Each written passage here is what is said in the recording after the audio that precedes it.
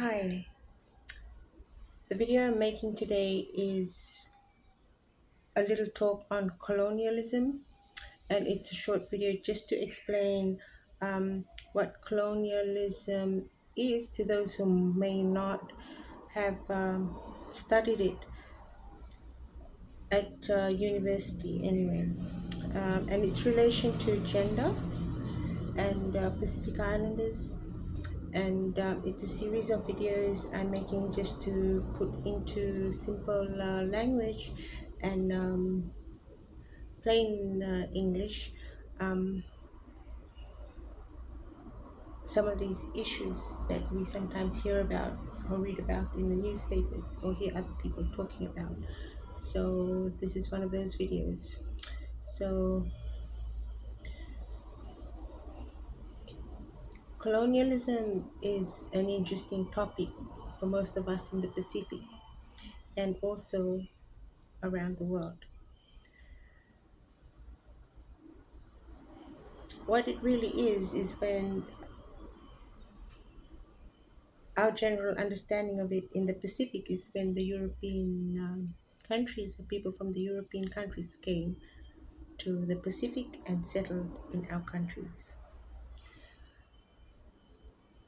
I have ancestry going back 3 generations, and my grandfather came from Great Britain or the United Kingdom, England, and would be considered one of the colonialists. When they came here, they came as missionaries, they came also as um, those working for the civil service. So they came and established administration in the countries they were in. And the missionaries brought Christianity to the Pacific Islands. That is just very basically what it is. When we do study gender at postgraduate level, um, when you study gender, you're not just studying the social relationships of men and women, but you will eventually have to study colonialism and analyze it because it's part of our history and it's part of how our identities are formed and how the relationships that we have been shaped intergenerationally. So I hope that makes sense. So when the Europeans came to the Pacific, I'm going to use Fiji as an example, but there are about 20 countries that make up the Pacific region. So there are 20 different countries, and that's on the map um, classified as the Polynesian, Micronesian, and Melanesian countries. Um, so the Europeans also, from the time of James Cook and the other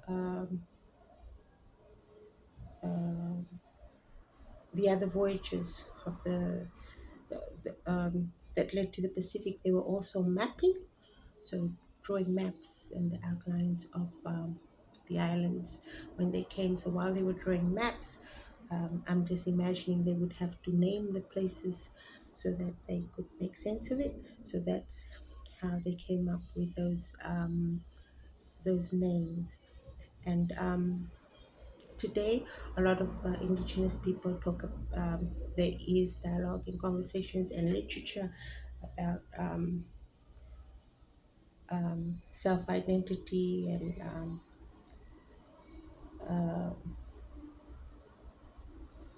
self-defining ourselves for who we are, because a lot of the Pacific people came from different places. So even in Fiji, you have people who look more like me, and those who are a bit darker. So we have different ancestry. So we are not strictly Melanesian, or the Polynesians not strictly just Polynesian, and also the Micronesians. So that has been sort of a debate and a discussion in the past that I hear, especially in the past 25 years. Um, so, um, gender. What I wanted to bring up is that a lot is the critiques. So, there's a critique that a lot of the definitions we have or the way of thinking we have is very development world centric or global north centric. So, um, my opinion is that, and it's an understanding, is that a lot of times the laws and policies are made more quickly in the countries that have more developed infrastructure, highly developed infrastructure, which includes technological infrastructure and technology, and those who are able to be in those spaces and the political decision making that allows those people to be in those spaces, so they are able to make law faster. For Fiji, issues like women's rights, like for example, a right to vote or right to property ownership, happen slower than in, for example, America or Great Britain.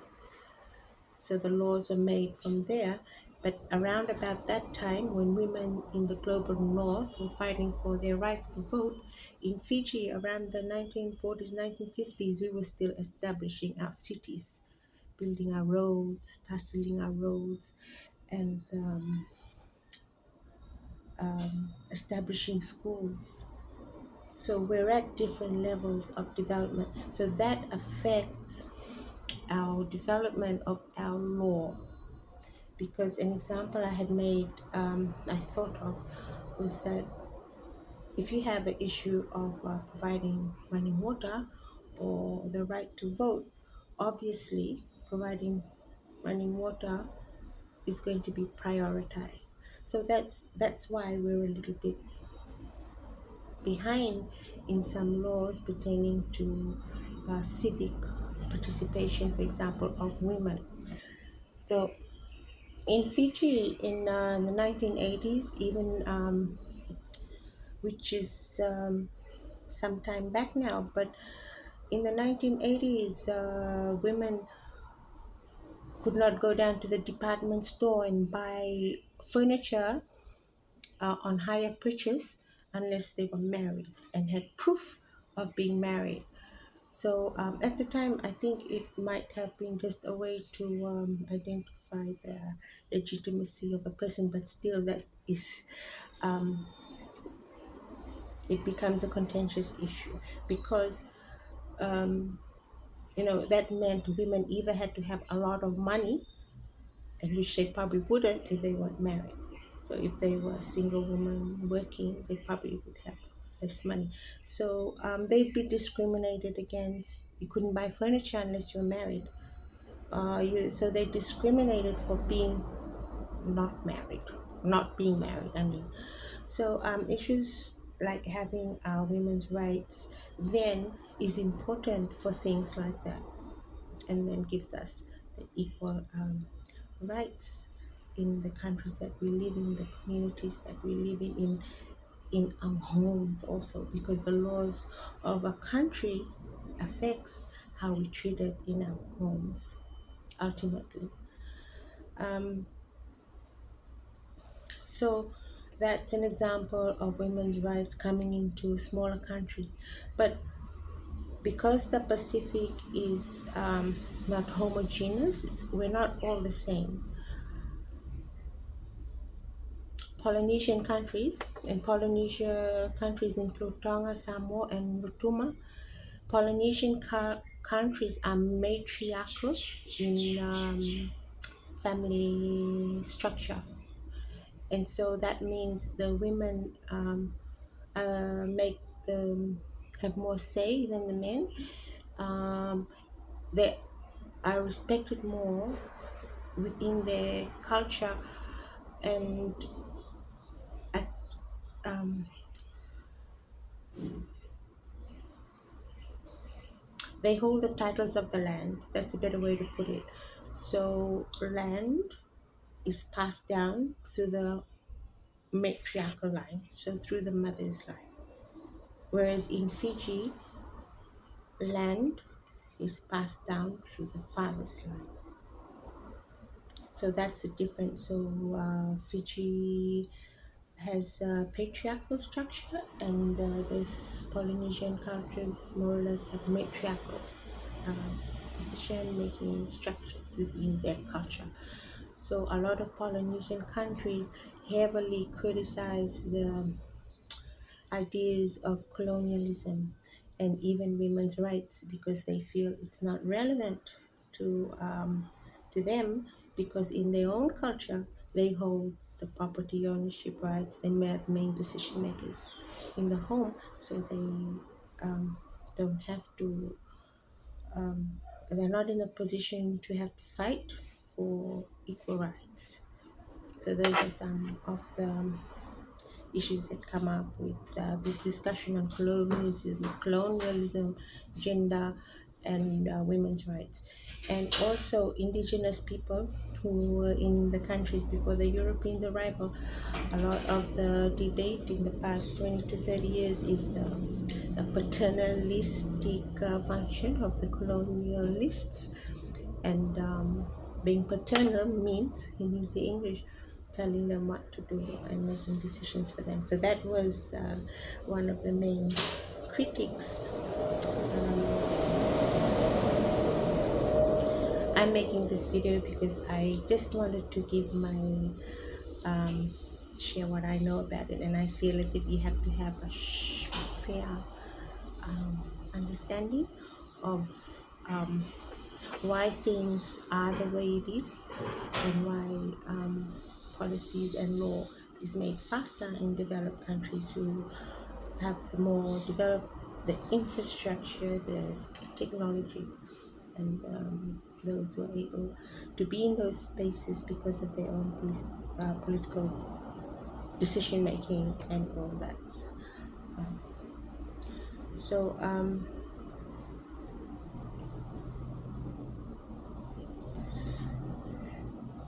colonialism is also criticized for the violence that it brought to Pacific Islands, and in New Zealand, there's a lot of literature because in New Zealand they have the Maori uh, people who were there, and more developed a bit longer than say the different countries.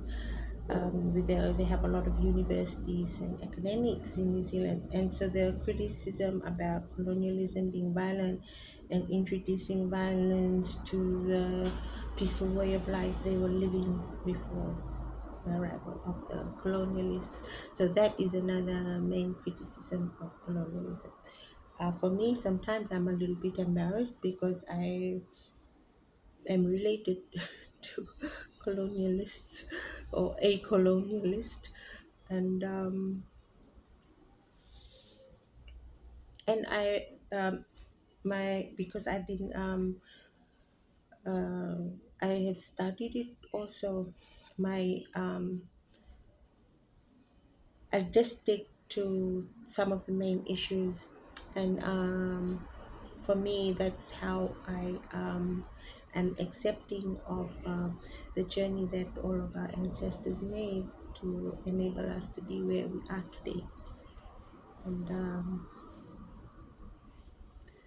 the fact that, like, for the issue of paternalism, in my mind, is because the global north countries are able to make laws and policies faster.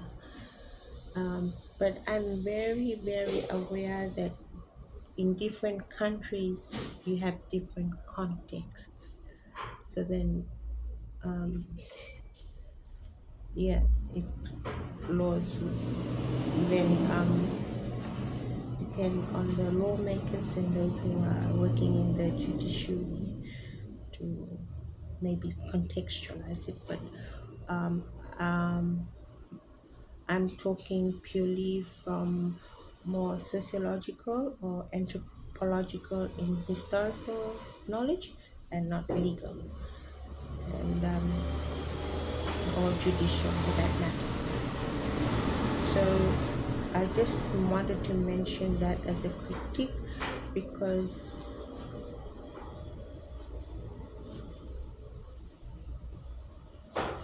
to be very honest, most countries have a violence in the history, but tribal violence. Fiji has its own tribal violence, and you have those European countries going far back as the Vikings. So if you watch some of the movies um, of the countries that were, um,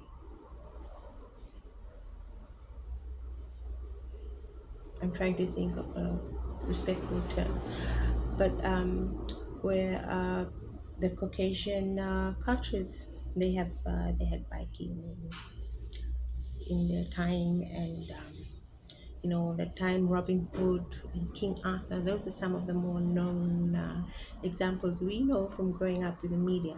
And in Fiji, we had our own tribal history. So um, I have accepted that because when you do study history, you'll see violence and war as part of our journey towards human development.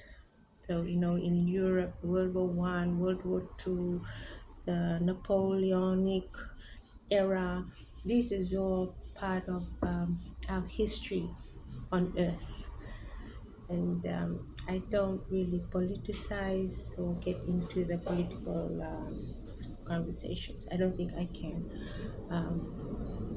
I'm just um, bringing up the issues because um, I wanted to explain it in a very short video.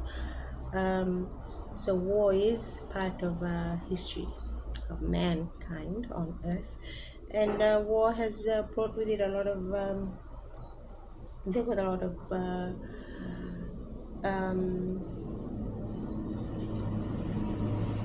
developments that happened because of war. In Fiji, for instance, the Colonial War Memorial Hospital, CWM we call it, was made to for and after wartime and for the injured, those injured at war and the sick. And social protection policies started from the pensions that were given to the military and their spouses. So it it was part and parcel of our human development, as well as the original human rights conventions of the United Nations. They all came out following World War II, World War One, World War Two. So our progress and where we are today is a result of um, the journey and the journeys of all of our ancestors.